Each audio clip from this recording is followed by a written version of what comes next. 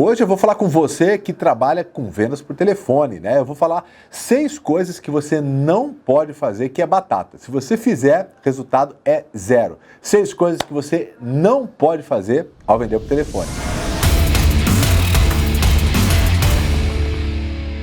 Fala, monstros, beleza? Olha só, muito obrigado mais uma vez por você estar no nosso vídeo aqui, já sabe, né? Curte ele depois se você gostar, também compartilhe. Se você não está inscrito, já clica aqui, né, em se inscrever que você recebe o conteúdo antes que todo mundo. Show de bola, né? Você fica com a nossa novela toda semana com um vídeo novo e você, ó, afiado para vender mais, tá bom? Bom, o papo contigo então é sobre vendas por telefone, né? Nas vendas tem vários erros, mas por telefone tem geralmente alguns erros que são muito clássicos e que atrapalham demais. E não é difícil não, você vai ver, eu vou te passar os 6 aqui, você vai ver que não é difícil. Vai precisar de um pouco de organização e vai precisar de um pouquinho de rotina, mas se fizer, eu garanto que dá certo, tá bom? Primeira coisa então, anota aí, a primeira coisa que você não pode fazer é não estudar sobre o cara que você vai falar, sobre o cliente que você vai falar, sobre a mina que você vai falar, né?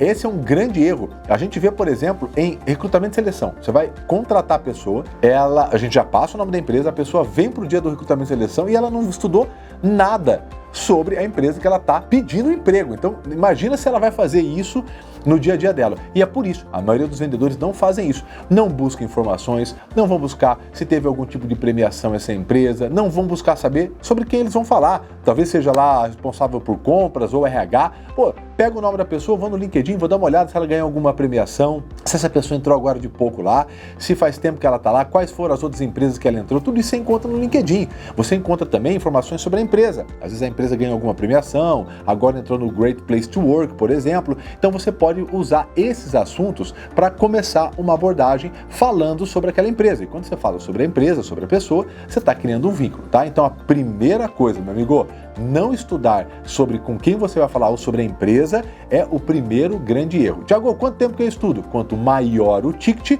mais você estuda, mais informações, mais tempo você perde, não, você investe para estudar sobre o seu cliente. Vamos para o segundo.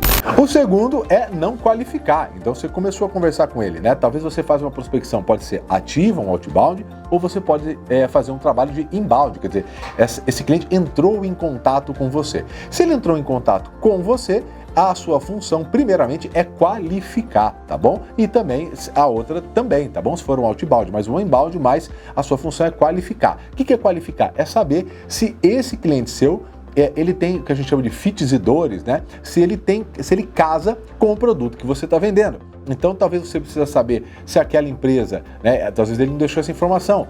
Primeiro, valida as informações que ele deixou. Então, se ele deixou numa landing page, valida aquilo. Se ele passou poucas informações, quais são as informações que você precisa saber para qualificar ele? Para você não perder tempo, não dar andamento. Às vezes ele não tem dinheiro para fazer a compra com você, às vezes ele não está com pressa, é um negócio que ele está vendo para daqui a alguns meses também, talvez ele não é o decisor, né? Então tudo isso interfere diretamente nas vendas. Então antes de você continuar, falar do produto, falar do serviço, a segunda dica minha, mas a importante hora que você começa a falar com a pessoa é qualificar ela. Então não perca o seu tempo, nem o do cliente. Segunda dica, qualifique muito bem o seu cliente. Terceira dica é não deixar um próximo passo com o cliente. O que é isso, Tiago?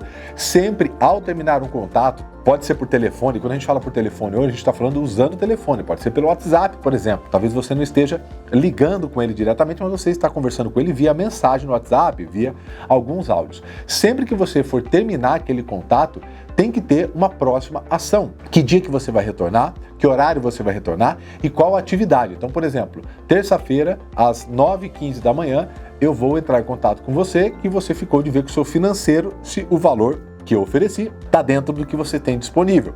Sempre ao final de cada contato precisa haver uma ação, de preferência com data, com horário, né, e uma atividade. Então, o que vai ser falado naquele horário e naquele dia, tá bom? Se ficar solto, a gente vai ter alguns outros problemas que você vai ver nos próximos passos. Vamos para o quarto. O quarto passo é justamente esse desafio, caso você não deixe uma próxima ação, que é não fazer follow-up. Muitos vendedores fazem o primeiro ou segundo contato e largam. A gente sabe que quando entra um lead, por exemplo, alguém que deixou uma mensagem, olha, eu quero falar com você, e você larga ele no segundo, terceiro contato, né?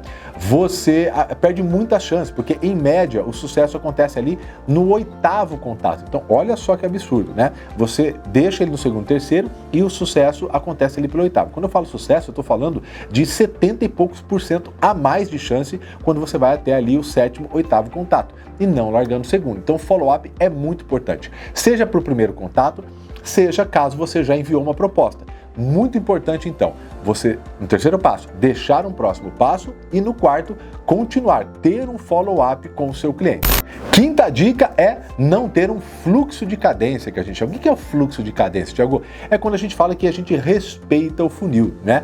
O fluxo de cadência é quando você define quantas etapas e quais são elas que você vai fazer com o seu cliente. Então, por telefone, isso é muito importante. Geralmente, a venda por telefone, você tem um volume de contatos muito grande.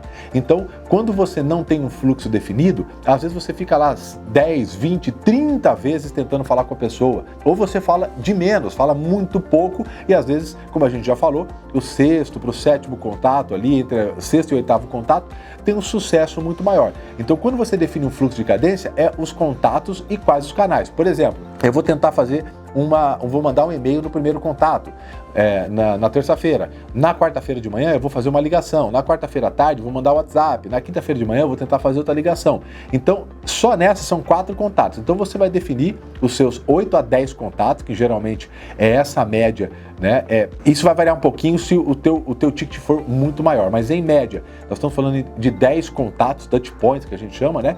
Dentro do fluxo de cadência. Cada contato desse é o que a gente chama de touch point. Então, quando você define certinho, você sabe que horas você vai parar. Inclusive para descartar o cliente. Porque às vezes você já tentou 6, 7, 8, 9 vezes e a gente fica, eu sei como vendedor, não, vou ficar aqui, vai que um dia ele retorna. Meu amigo, você está perdendo tempo com um cara que provavelmente não vai te retornar e você está deixando, porque uma hora você vai encher o seu funil, porque você não vai descartar cliente e você não vai ter como falar com novos clientes. Então você vai deixar de dar retorno ou demorar para dar retorno para clientes que acabaram de erguer a mão. Então isso é muito importante, tá bom? Definir um fluxo de cadência. Isso é coisa de vendedor organizado e de alta performance.